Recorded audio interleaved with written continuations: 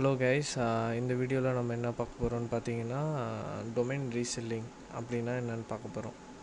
Domain reselling வந்து it's a kind of business. எப்படி சொல்கிறதுனா, இப்போது www.google.com வந்து ஒரு டொமைன், www.facebook.com வந்து ஒரு டொமைன். ஸோ டொமைன் ரீசெல்லிங்னால் நம்ம இந்த டொமைன் நேம் எது வேணாலும் பை பண்ணிக்கலாம். ஃபார் எக்ஸாம்பிள் www.dailyentertainment.com அப்படின்னு ஒரு வெப்சைட், ஒரு டொமைனை பை பண்ணி வச்சுக்கலாம். தென் ஃப்யூச்சரில் இந்த டொமைன் யாருக்காவது தேவைப்பட்டுச்சுன்னா அவங்க என்கிட்ட வந்து கேட்பாங்க, அவங்களுக்கு நான் வந்து ரீசேல் பண்ணிடலாம். இல்லை இந்த டொமைனை வந்து நிறைய ரீசெல்லிங் வெப்சைட்ஸில் போய் நான் ரெஜிஸ்டர் பண்ணி நான் சேல் பண்ண போகிறேன் அப்படின்னு அட்வர்டைஸ் பண்ணலாம். இதுக்கு பேர் தான் domain reselling. So okay, domain ரீசெல்லிங்கில் இதில் என்ன லாபம் வரும், இதில் என்ன பிஸ்னஸ் இருக்குது அப்படின்னு கேட்டிங்கன்னா, நீங்கள் வாங்குகிற டொமைன் நேமில் அது இருக்குது. ஃபார் எக்ஸாம்பிள் பார்த்தீங்கன்னா, இங்கே வந்து டாப் 20 மோஸ்ட் எக்ஸ்பென்சிவ் டொமைன் நேம்ஸ்னு போட்டிருக்கு. அதில் பார்த்தீங்கன்னா ஃபார் எக்ஸாம்பிள் sex.com. ஸோ பார்த்தீங்கன்னா இது கண்டிப்பாக வந்து அது மாதிரி இண்டஸ்ட்ரியில் இருக்கவங்களுக்கு தேவைப்படுற டொமைன். ஸோ இதை இப்போ நீங்கள் ஒரு இண்டிவிஜுவலாக வாங்கி வச்சிட்டிங்கன்னா அந்த கம்பெனி வந்து உங்கள்கிட்ட டீல் பண்ணி தான் இந்த டொமைன் உங்கள்கிட்ட திரும்ப வாங்க முடியும். பார்த்தீங்கன்னா 14 மில்லியனுக்கு வாங்கியிருக்காங்க. சிமிலர்லி hotels.com வந்து 11 மில்லியனுக்கு வாங்கியிருக்காங்க. fun.com 9.9 மில்லியன் வாங்கியிருக்காங்க. pawn.com 9.5 million. fb.comன்ற ஃபேஸ்புக்கே வாங்கியிருக்காங்க. ஏன்னா ஃபேஸ்புக் fb.com ரெண்டும் சேமாக இருக்கிறதால அவங்க கண்டிப்பாக அதை வாங்கி தான் ஆகணும், அவங்களுக்கு வேறு சாய்ஸே இல்லை.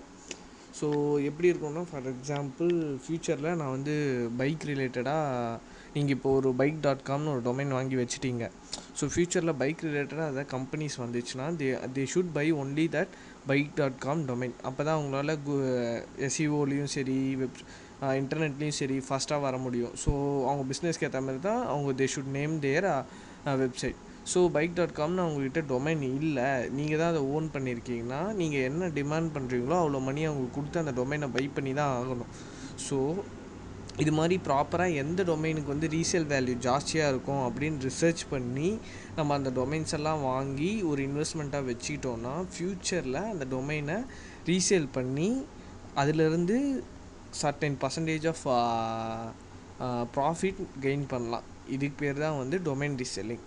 யூஸ்வலி நீங்கள் ஓகே என்னென்ன டொமைன் அவைலபிளாக இருக்குது அப்படின்னு பார்க்கணுன்னா இந்த வெப்சைட்டில் போய் செக் பண்ணலாம். ஃபார் எக்ஸாம்பிள் இப்போ நான் வந்து facebook.comே போடுறேன், சரி fb.com போடுறேன்.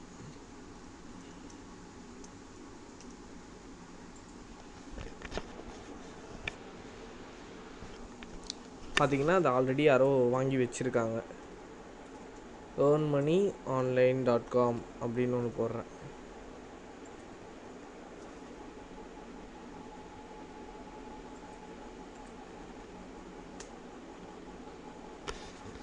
அதையும் யாரோ வாங்கியிருக்காங்க. ஸோ அதையும் நம்மளால் வாங்க முடியாது. makemoney.com அப்படின்னு ஒன்று போடுறேன், அதையும் வாங்கியிருக்காங்க.